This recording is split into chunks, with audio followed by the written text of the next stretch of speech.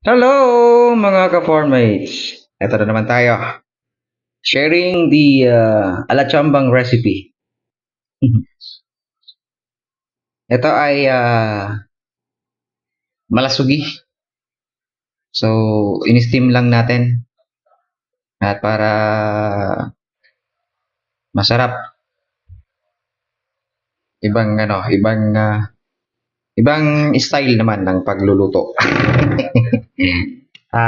Kasi nakasanayan namin doon sa lugar namin sa Bicol ay masarap ang malasugi.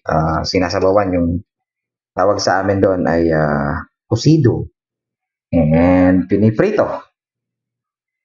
Ito, try natin na try natin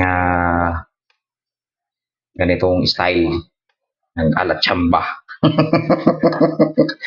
Alachamba. So yan ay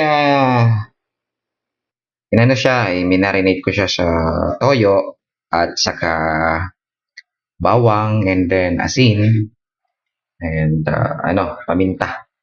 Yung paminta ko, ang pamintang nabili ko dito is yung powder.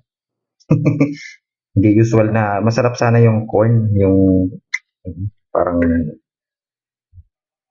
bilog siya tapos dudurugin mo yun, mas malasa yun sa niluluto. So yan lang yung kakainin natin ngayong gabi.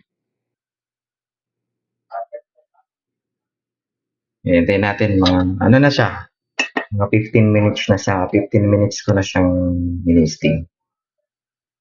At takpan natin para at least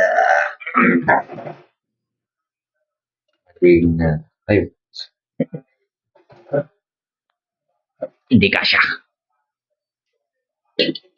Ayun. Para at least sa kabila at sa sa ibabaw at ilalim nagluluto siya. Yan. Ganyan lang mga ka-farmates. Sharing lang ng alachambang Sana nagustuhan nyo alachambang recipe. Baka magkaroon din kayo ng idea kung ano yung mga maganda. Healthy cooking. Ini-extract natin yung yung niya,